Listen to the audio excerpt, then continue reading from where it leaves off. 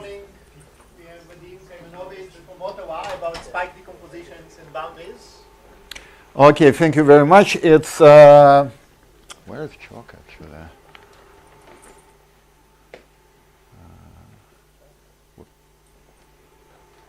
Where's chalk? That is a box. Ah.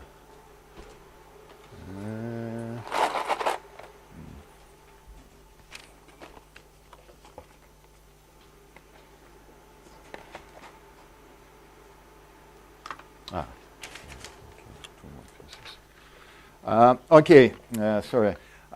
Thank you very much. It's always a great pleasure to be in Jerusalem at the Hebrew University. So what I'm going to talk about is a joint work with Anna Erschler.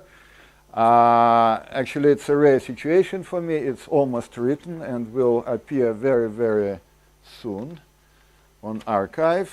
And I have to acknowledge from the very beginning that that's actually a development. It's very strongly based on the work of 4 authors, which we were just told about by Yair Hartman.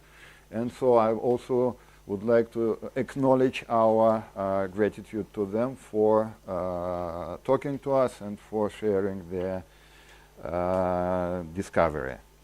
Okay, so let me begin from the very beginning. Although Yair has provided some background, let me say a couple of words about the notion of the Poisson boundary and its definition. So let's suppose we have a Markov chain.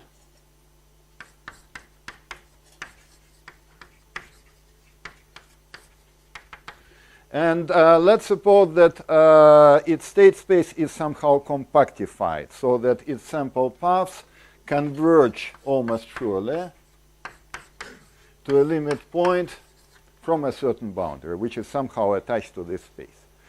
Then this limit map has very natural properties. Namely, if we have another sample path, so we have 2 sample paths, xn and xn prime, such that the second sample path coincide with the first one, starting from a certain moment up to maybe a shift. Then obviously their limit points will be the same. That's just a property of the usual limit. Okay, so here we have an equivalence relation.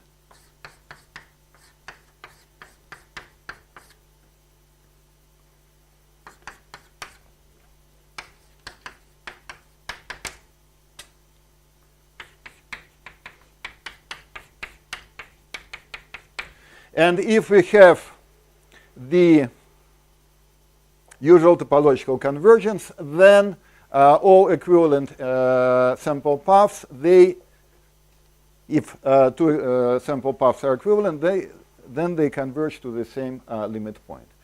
And now the idea is the following. We want to generalize this situation to the setup in which we don't have any topological convergence a priori. And then what one does is the following. Let's just take this equivalence relation. And then it's obvious that if 2 sample paths are equivalent in this sense, then they have the same limit behavior, the same boundary behavior, the same behavior at infinity. Okay, and then therefore, if we want to define a boundary, then these 2 paths have to glue together. And the second property, of course, we want to have something reasonable, something measurable. And therefore, now we want to consider the sigma algebra of all measurable sets, which are unions of these equivalence classes. So this is what was first introduced by Blackwell under the name of invariant sigma algebra or sigma field, actually. Later, it was also called stationary by Neveu.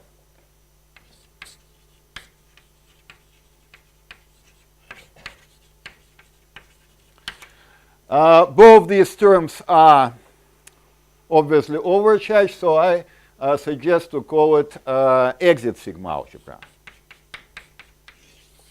This word exit also appeared at that time in late 50s, early 60s in the works on boundary theory. And in this context, it's not occupied. Okay, so now it was already Blackwell who realized that... Dynkin didn't say exit sigma algebra, but he used extensively the word exit. Yeah, that's what I'm referring to. Yes. Okay, so and it was Blackwell who also noted the following fact, that the space L-finity with respect to this sigma algebra, so let me denote it like this,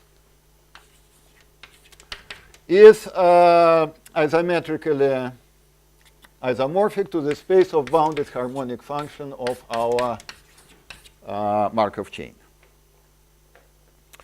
The way this isomorphism works was more or less outlined by Year. In one direction, that's the martingale convergence theorem, because being a harmonic function means precisely that if we consider it along sample paths, it becomes a martingale.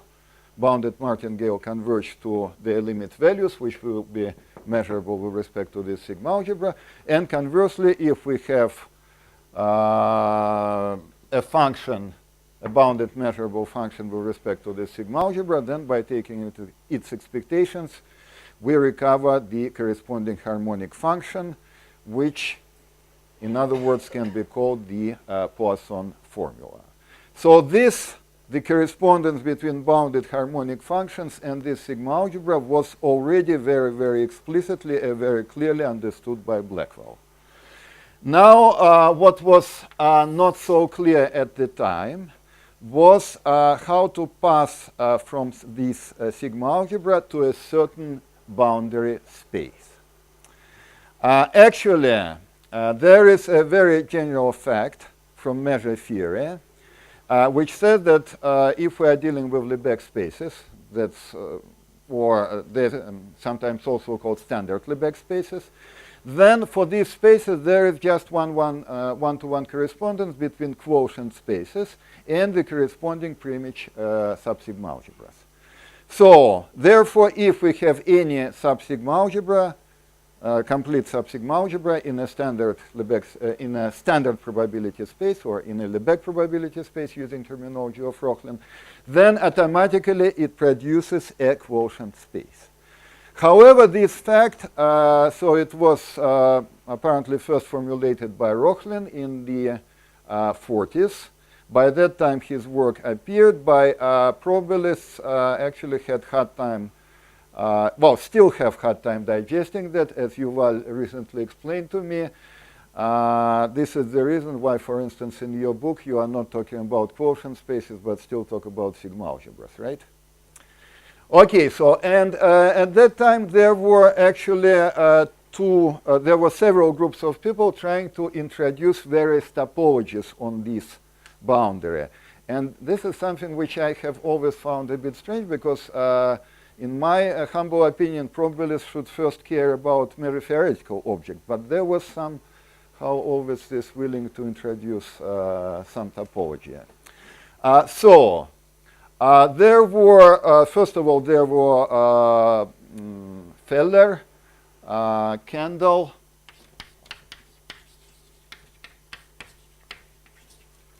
and Jack Feldman,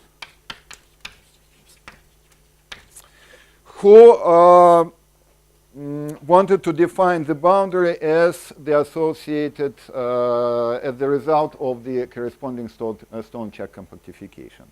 So there, of course, formally it works, but the point is that, as everyone knows, the corresponding topology is virtually useless. Then another group of people, so that's Dub, Hunt, Neveu, Dynkin. They realized this sigma algebra as actually the sigma algebra associated with a certain much more reasonable compactification of the state space, namely with the Martin boundary.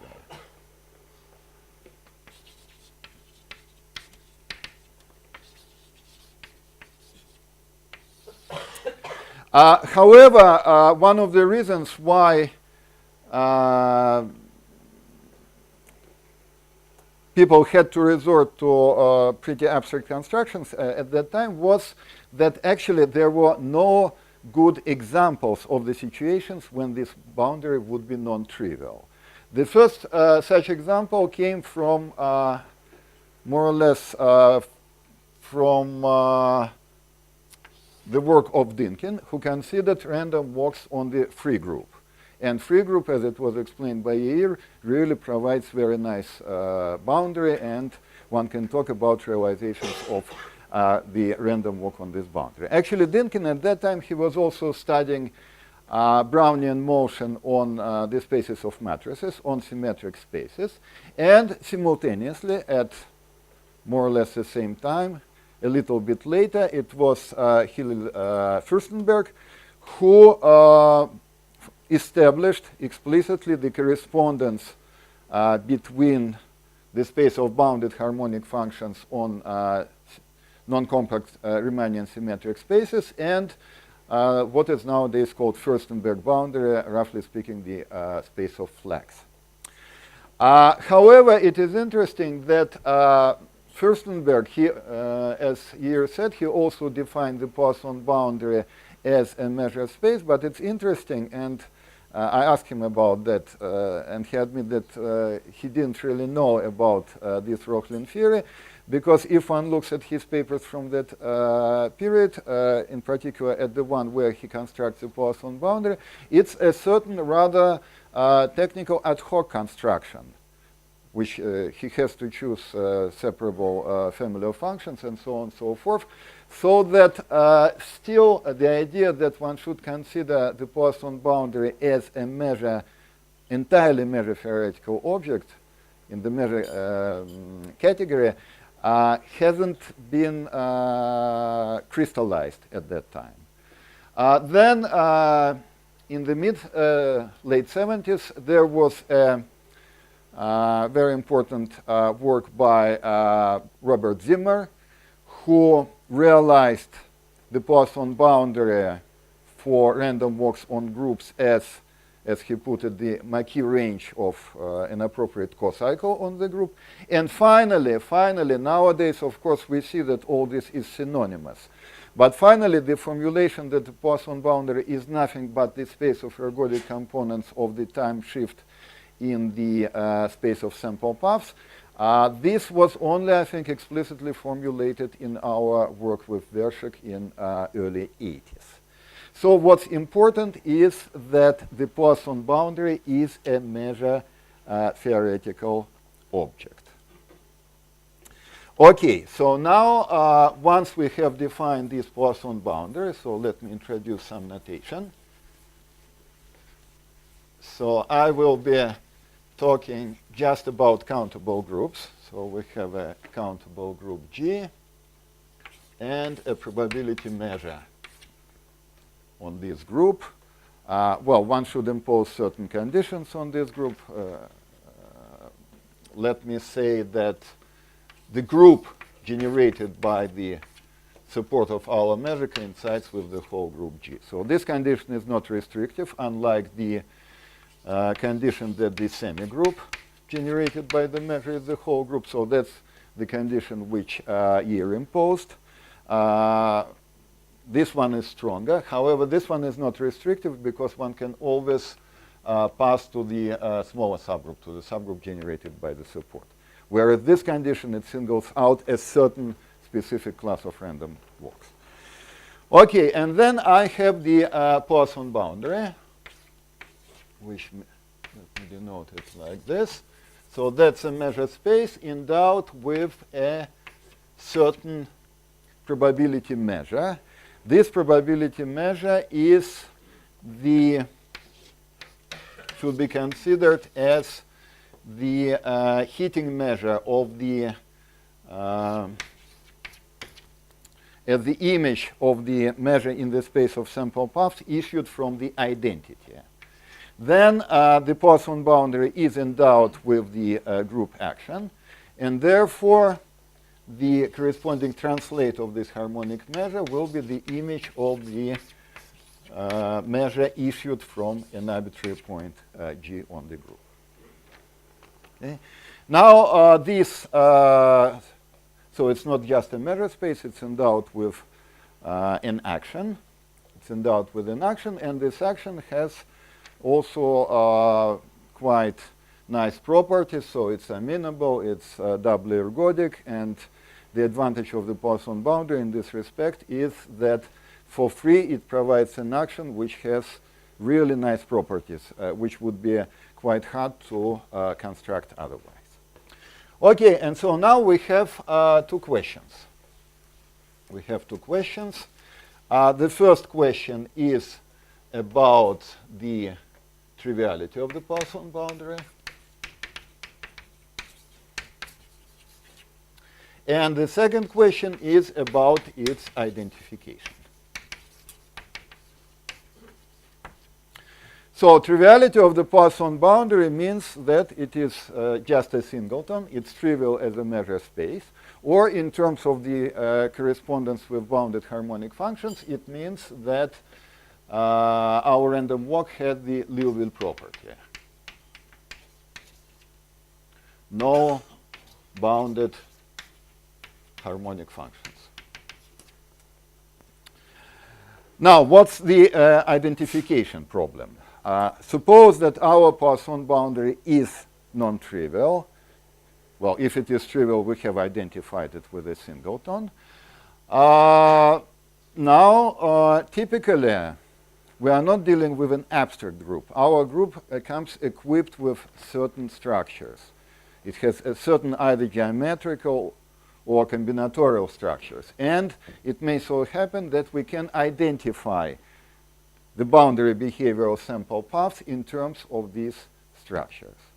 Now then, the natural question is the following. It's like with word processors. Is what we see is all what we get?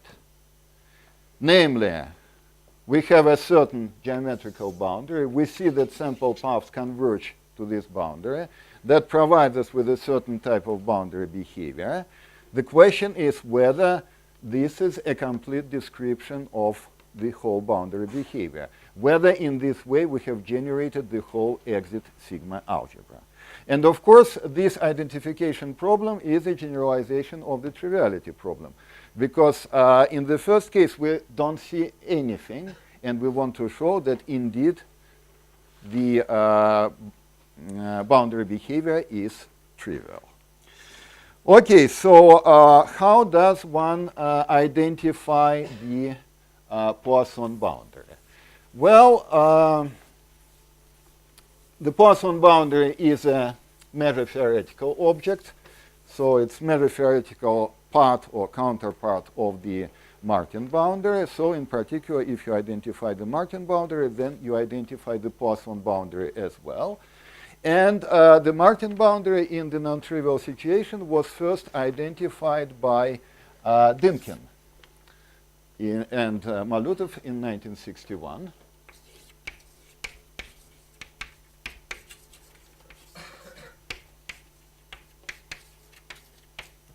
So they consider the free group with probability measures supported by generators.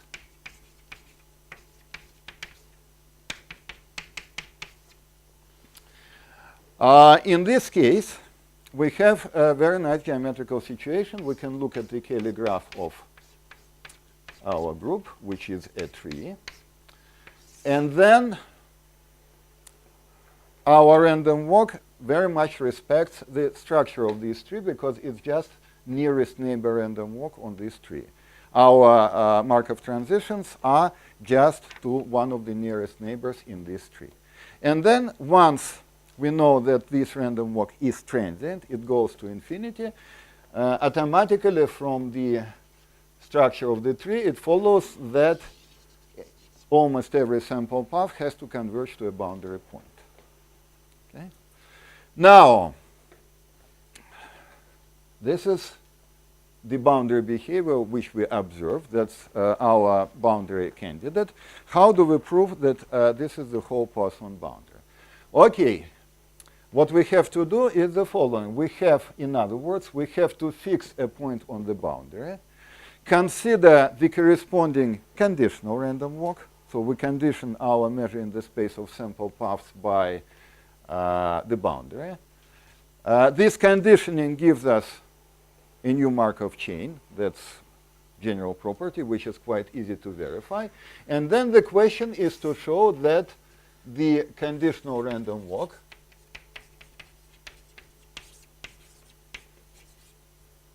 has trivial boundary.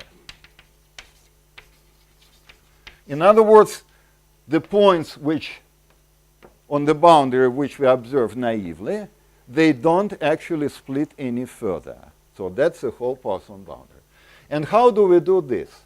Well, once again, by looking at the topology or geometry or combinatorics of our Kelly graph, we can observe that if we take the geodesic ray joining the identity of the group with the corresponding boundary point, then almost all sample paths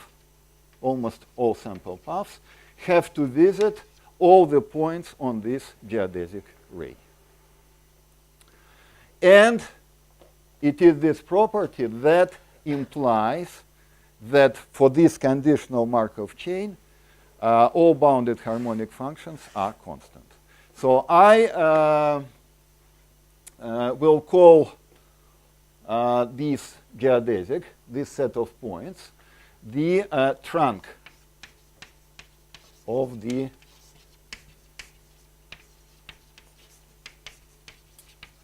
conditional chain. So trunk is an infinite set of points such that almost every sample path visits all these points, but maybe finitely many of them. Okay? And the claim is that whenever a Markov chain has a trunk, its Poisson boundary is trivial. The reason for this is very simple, because if we have a bounded harmonic function, then it converges along sample paths. And here, since we have this condition, these limits must be the same for any two sample paths. And therefore, the boundary values of these bounded harmonic functions will be constant. And therefore, the function itself will also be constant. Okay, so this is how one can prove the how one can identify the Poisson boundary in this case by exhibiting a certain trunk for almost every conditional random walk.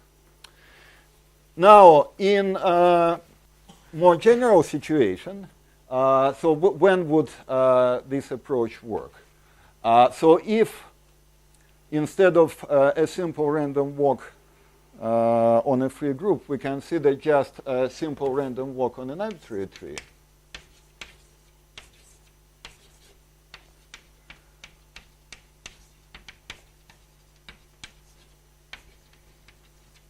then, of course, this argument works in precisely the same way. And this is how Pierre Cartier, in 1972, identified the Martin boundary of simple random walks on trees with the corresponding geometrical boundary. On the other hand, if we now return to the world of groups,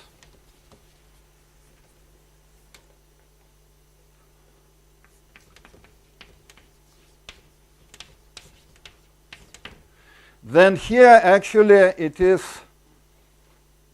quite hard to apply this criterion. There are situations when these trunks exist. In particular, it was Yuval Perez, who is here in his work with Nick James in 1996, used existence precisely of what I call here a trunk set in order to identify the Poisson boundary with infinite configurations for certain lamplighter random walks. However, it was really quite an exceptional situation, and usually for identification of the boundary, now one uses the entropy criterion.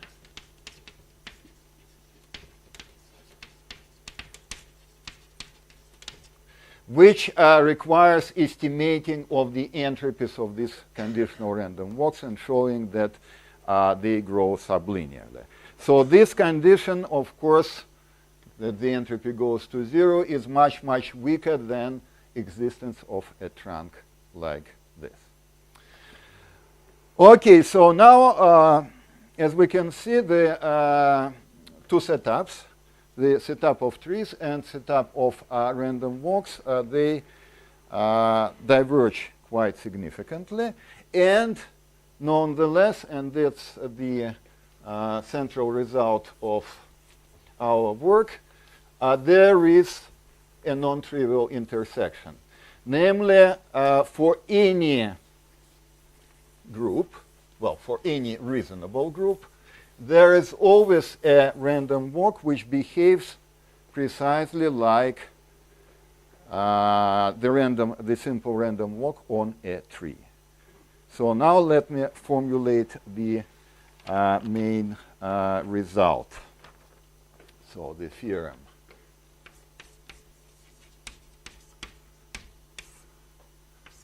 Let G be an ICC group. So this class was introduced by Year and his talk. Once again, their work is our major source of inspiration. And it is precisely this class for which I'm formulating this theorem. So that's groups with infinite conjugacy classes. Year said that that's groups which are as non-commutative as possible. Well, of course, that's certainly true. However, I would rather emphasize a different aspect of these groups. I would say that these are groups without central elements, or without, let's say, quasi-central elements.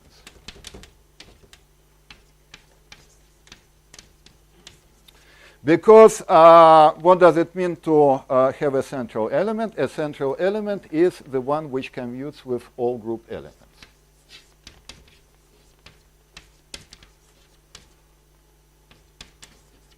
Or, in other words, it means that this is the element such that its conjugacy class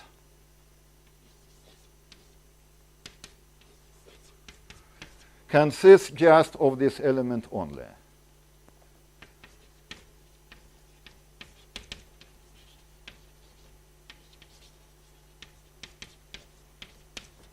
Okay. And what does it mean that a group has a finite conjugate? Okay, so what do I explain? Yeah, and then, if an element is central, then it has a one-point conjugacy class, and therefore being having a finite conjugacy class just means that the orbit of this element under the action of the group by conjugation is finite. So one should rather look at this ICC property as the absence of central or elements which are similar to central in this sense.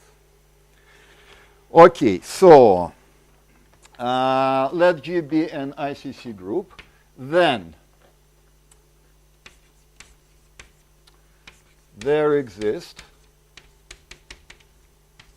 a probability measure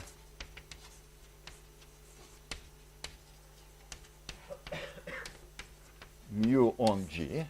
So this measure can be made sufficiently nice, so it can be made symmetric. It can have finite or infinite entropy.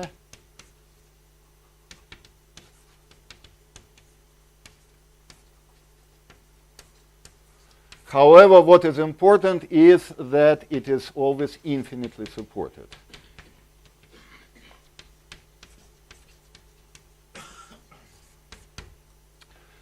Okay, so there is one piece of the structure, this probability measure, and second piece of the structure, as I have promised, will be something about trees.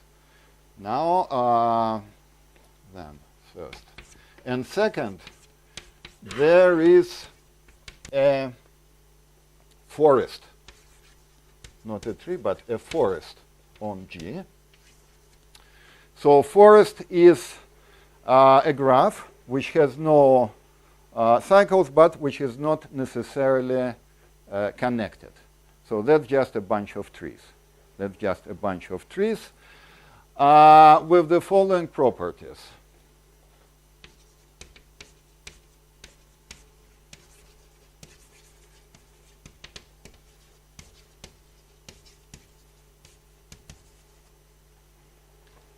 The following properties.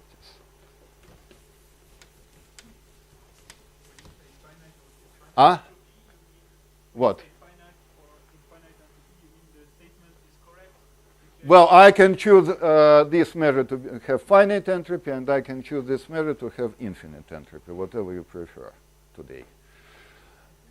Okay, so with the following properties. First, the sample paths of the random walk almost surely converge to the boundary of this forest.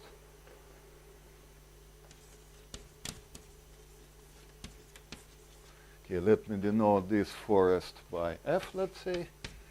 And then, well, the boundary of the forest is just the union of the trees which are in this forest. Second, this convergence is actually a trunk convergence.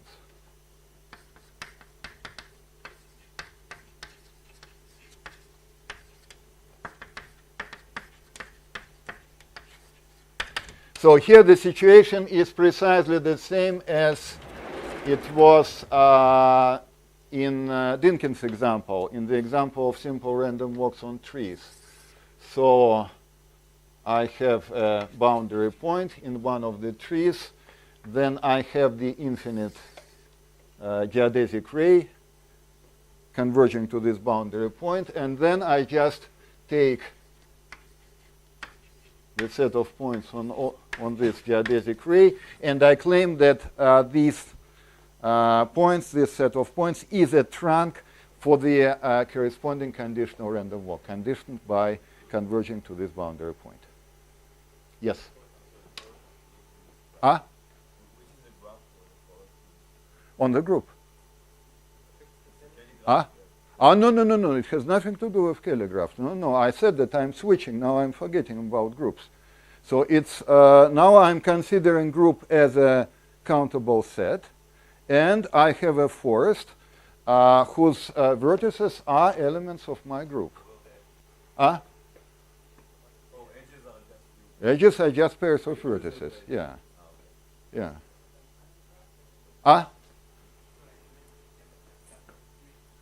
Well, actually, that's a very good question. So here the situation is the following. I will have infinitely many trees. So the number of trees will be infinite. On the other hand, the vertex degrees the trees can be made locally finite, although not of bounded geometry. So the degrees are not bounded. Yeah, so that was number 2. So this convergence is trunk, and by now you should have guessed the claim C, which will be that this is the Poisson boundary. So the boundary of the forest endowed with the corresponding heating measure is the Poisson boundary.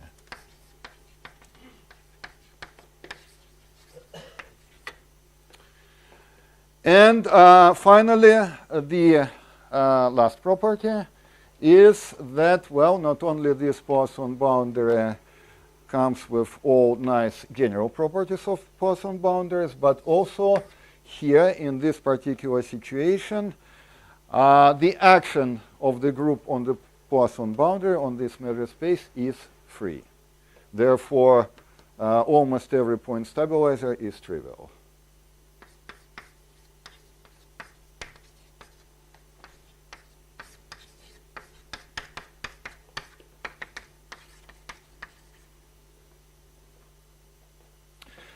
So here maybe I should say a couple of words about the action on this object, on the boundary of the tree, because on one hand I have said that, formally speaking, I don't have to, because I have said, well, here I have a certain convergence.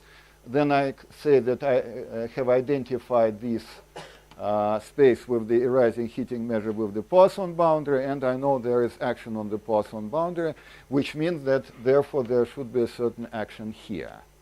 Now, what is this action? Because originally, I wanted to emphasize that my forest had nothing to do with the group structure. So, what action am I talking about here?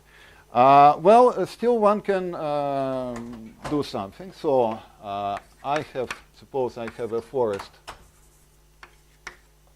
inside the group G. Then, of course, I have its boundary. The boundary is the set of asymptotic equivalence classes of geodesic rays. Yeah, and of course I forgot to say that, well, since the action is free, then the Poisson boundary is, of course, non-trivial. Yeah, so the boundary of the forest consists of asymptotic equivalence classes of geodesic rays. So asymptotic equivalence here is understood in the same sense in which I was talking about asymptotic equivalence of sample paths. And now if I have a boundary point which is presented by a certain geodesic ray, then, of course, if I shift this geodesic ray, it doesn't have to be a ray or anything in my forest, because I told you that a priori forest is not connected with the group. So here what one consider, one can violate the reality a little bit and consider the G-invariant part of the boundary.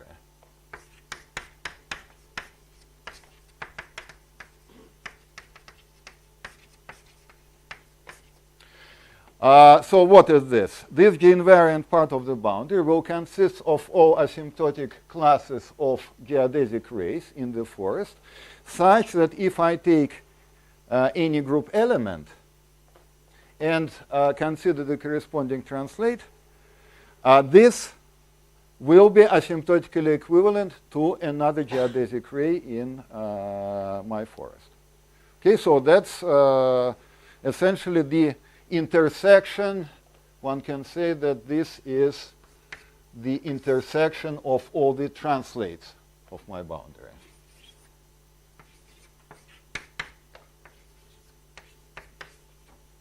So this will be the G-invariant part.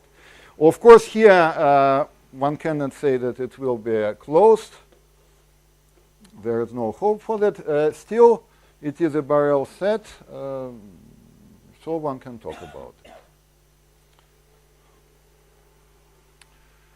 Okay, so that's a formulation. That's a formulation, and now I will outline the proof. The proof consists of 3 ingredients. Yes? What? Yes, yes. So here it's not, and that's actually a very interesting feature, and I think that's the first example of this kind, because so far, whenever we had non-trivial Poisson boundary, it was always pretty robust. So namely, it was the same Poisson boundary for a pretty big class of measures. Like, for instance, for the free group, we know that at least if we take any, let's say, finitely supported probability measure, then the Poisson boundary will always be realized on the space of infinite words. Or, well, there are other situations like this, or, for instance, lamplighter groups, which were the situations with which has been recently completely clarified in yet another paper by Yuval, this time with Russ Lyons. And there, once again, we have a certain space which is defined independently of the random walk, so that's a space of limit configurations. And then we showed that it is this very space which would play the role of the Poisson boundary for various random walks. So then we choose various measures, but for all these measures, the Poisson boundary is always realized on the same space. Here the situation is different. Namely, this forest comes together with the measure. It does depend on the measure. So here we really have a bunch of completely different Poisson boundaries. Each measure has its own Poisson boundary, and currently we don't see any way how to identify them. In general, the equation of identification of the Poisson boundaries for different measures is actually quite difficult. It's even difficult to formulate, because if we remain strictly inside the measure category, then the Poisson boundary is just the quotient of a certain measure space, of the path space of our random walk. And of course, if we have two different random walks, then we have quotients of two different measure spaces. So how do we identify them? Another way would be maybe to try to identify by using the common support, common realization for the Poisson boundaries, maybe to identify the measures on this common realization. But there we cannot do this either, because typically if we have different random walks, then even if the corresponding Poisson boundaries can be realized on the same space, like on the space of infinite words, then the resulting harmonic measures will be singular. So once again, in the measure category, even if they were realized on the same space of infinite words, I don't know how to say what does it mean that they're still the same Poisson boundaries but with different measures. Okay, and here, well, from the very beginning, our construction is such that the realization of this Poisson boundary critically depends on the step distribution. Yes? Yeah, of course. Well, I keep saying that we are working in measure category. Of course, it is essentially free. Well, actually, here, not only it is essentially free. If one looks at this boundary, then the action is pointwise free here. Okay, so let me indicate how it goes. So there are three ingredients here. And once again, the construction itself, the measure itself, is essentially the same as in that paper by, well, not yet paper, let's say preprint by 4 authors, except for we actually get rid of quite a few conditions, so which are not really necessary. But the construction morally is the same. So there are 3 ingredients here. So the first one is one has to define this tree structure. And this is how, where I use this spike decomposition.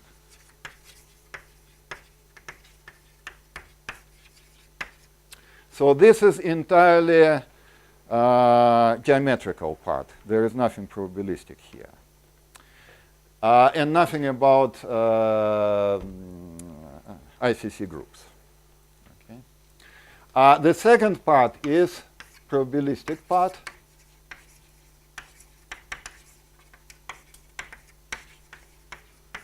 And here we need some estimates on the records in the sequences of IID integer valued random variables. So very standard probabilistic stuff.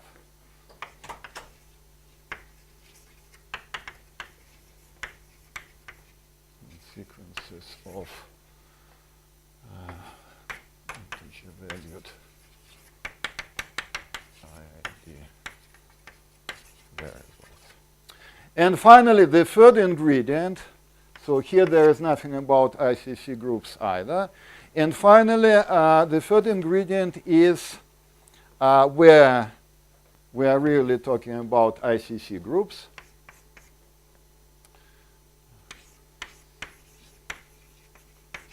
And here what we need existence of certain sets which were essentially, they had been previously called switching sets, and that's the terminology we are using because, well, I'm kind of not very comfortable with calling them exploding sets.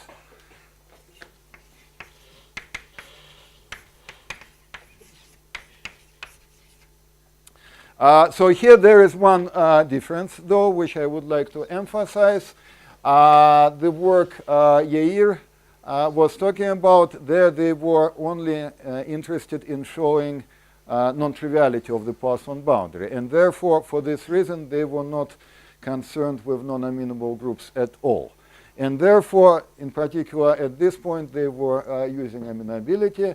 However, it's not necessary. There is a way to do without. So here, I'm not assuming anything about amenability of the groups I'm talking about. No amenability assumption.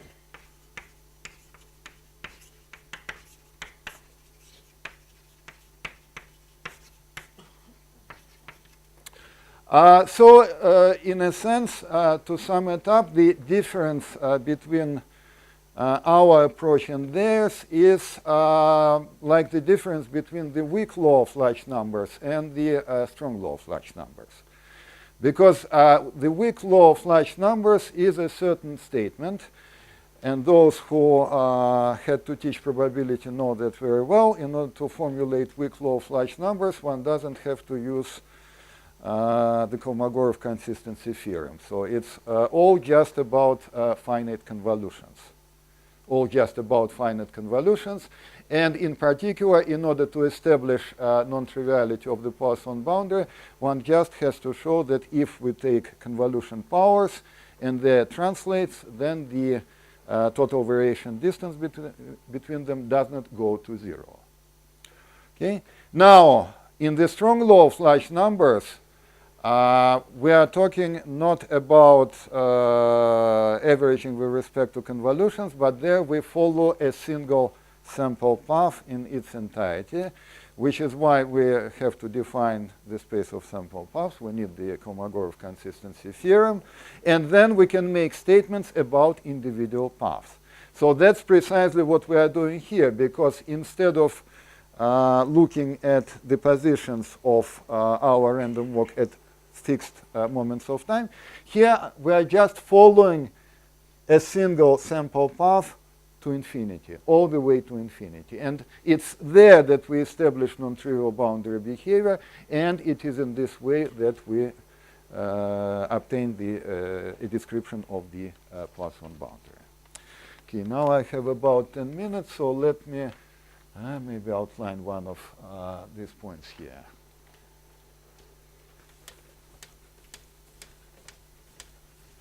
So where do these trees come from?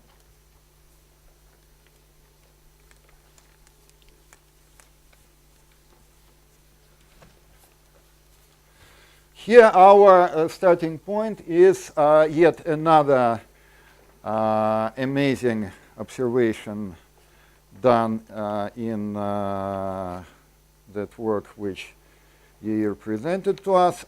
I'm saying amazing because on one hand it's amazingly simple, and on the other hand it has been overlooked till now, which makes it even more precious.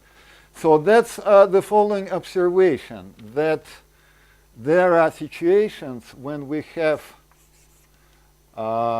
pairs of sets in the group such that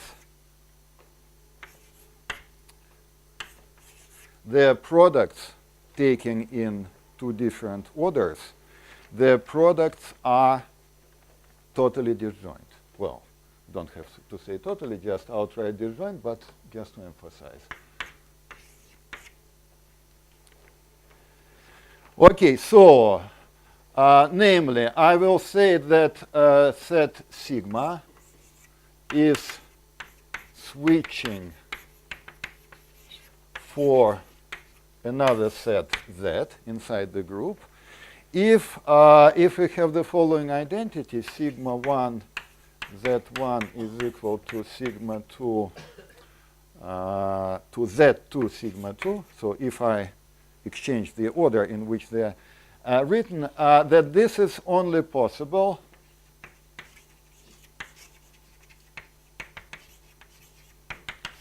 if Z1 and Z2 are identities, and therefore sigma 1 is equal to sigma 2.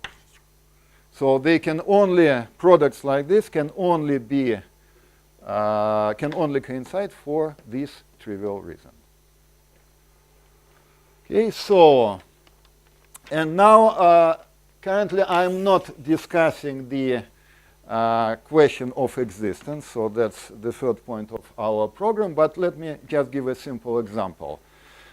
Suppose our group F is a free product of a countable free product. Okay, it's a countable free product. Then, for instance, if I take sigma to be the product of, let's say, Gn plus 1 and so on, Gn plus 2 and so on, the product of the group starting from the index n plus 1, and Z minus the identity. Minus the identity. And Z is just the product of the first n groups. Then, of course, in this example, sigma will be a switching set for this Z, for obvious reasons. Okay, so that's the definition of these switching sets. And now I consider the following structure, which I call ladder.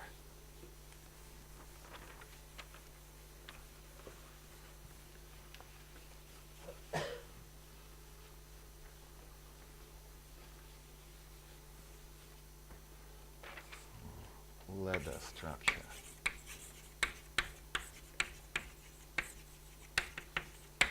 So the ladder structure consists of three ingredients. It's an integer valued function lambda, and then two sequences of sets. One is switching sets, and the other what I call filling sets. So here I start from 1, here I start from 0 for technical reasons.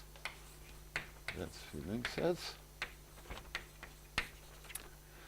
And I require the following. So let me consider the set Bn, which will be the union of all these sets with with indices less than n. So here from 1 to n minus 1 sigma I to power plus minus 1, and here the union from 0 to n minus 1 of all fillers, also to the powers plus minus 1. And now my conditions are the following. I want sigma n to be a switcher for this set Bn to the power 2 times lambda of n. Okay. That's one condition. And the second condition is that I want this sigma n also to be sufficiently far from this set Bn and its powers. So here I will put Vn to the power 5 lambda of n. Okay, now the reason for these constants 2 and 5 here is the following. So now I'm going to define the spike decomposition. No conditions on the filling set? No conditions on the filling set? No. Well, they can be empty. They can be empty. Yeah, so, no. Well, one condition, the identity belongs to the set A0. Yeah, it's technical condition. Okay, and now spike decomposition is the following.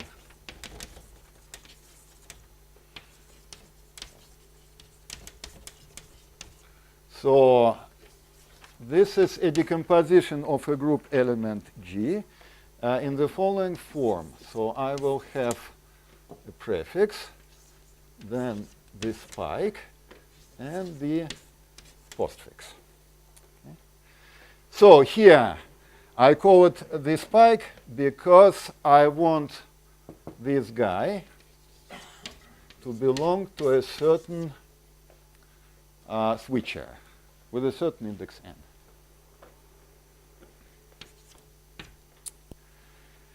Okay, and the prefix and the postfix.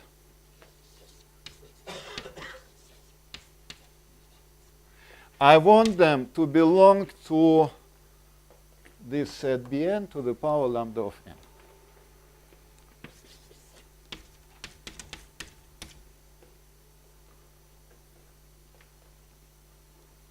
Okay, so that's a condition. That's a condition. And now the main and the only reason why I had to introduce these conditions here is that this spike decomposition is unique.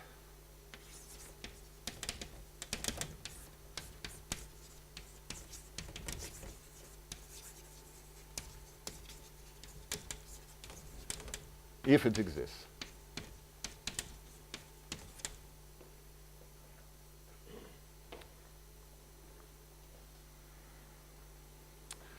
Okay, so now once I have this property, yes.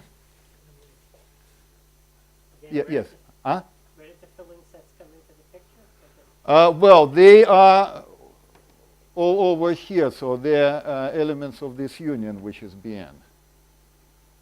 But they're really filler sets, so they don't play much role. Yeah. Yeah.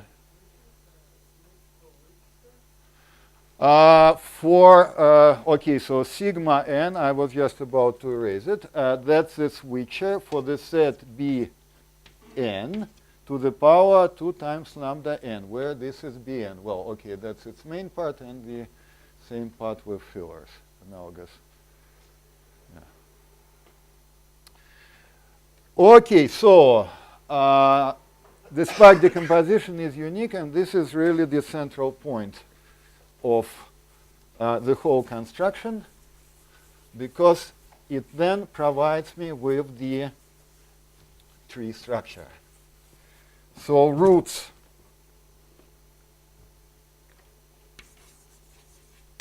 are unspiked element.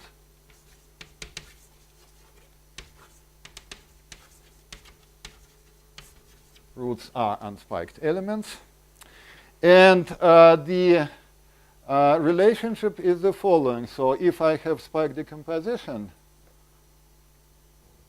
then I would say that the prefix of the spike decomposition is the predecessor of the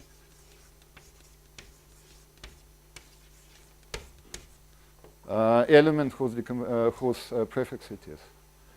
So that's the tree structure.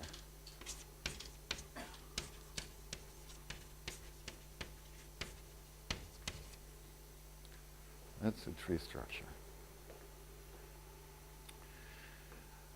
Okay, so now Like what you've just given us is what? The edge of the tree? yes, yes. Okay, so now a couple of words about the second ingredient, about why does it work for random walks? The reason here is the following, and here I need records for IID variables.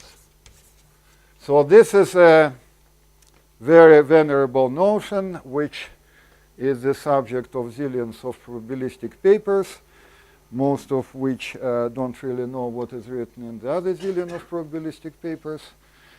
And actually it turned out that everything what I need is contained in Vervat's paper from 1973. Well, that's the earliest reference I could find, but I also was able to find quite a few papers where his results were rediscovered. Okay, so what do we have here? We have a certain probability distribution on positive integers. And now we are looking at the sequence of IID random variables with this distribution. And then we are looking at the records in this sequence. We are looking at the records in this sequence. And I think it was introduced first by Vervat, because he was apparently the first to consider this problem for discrete random variables. He first paid attention to the following fact, that if we are dealing with the discrete random variables, then a certain record can be repeated. Records can be tied. And he didn't really write down condition for condition on the probability PIs, which guarantees that asymptotically that only finitely many of records are tied, but it's very easy to write explicitly using his technique. Fortunately, I don't have time to do that. And now I just have 1 minute to say what is the main idea. And the main idea is, of course, taken from that breakthrough paper by 4 authors. The main idea is the following. So let's consider just a probability measure of on positive integers with the properties that almost all records are untied, are eventually simple. And then if we now have a ladder like this, then this would mean that the corresponding sample paths of the random walk, they converge and they satisfy all the properties I have been talking about. Well, I don't have time to explain why the action is free, but it's really quite easy once all the machinery has been set up. Okay, sorry for being over time. Thank you.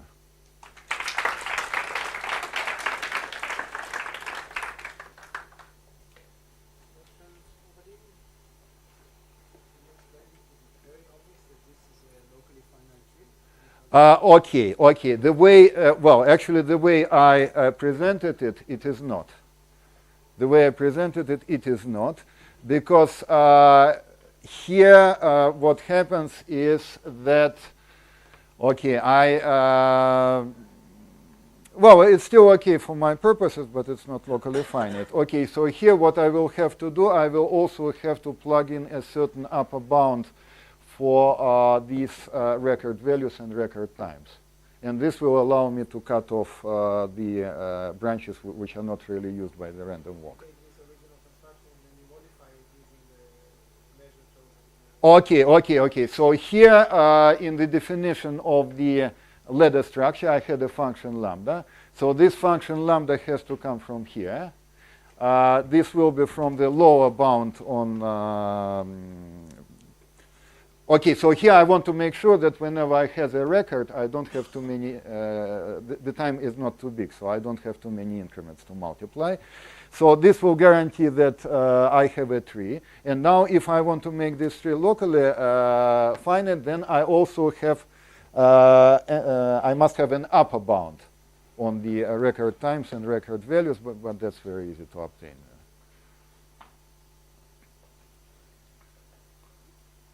There is no connection between this tree structure and the group action.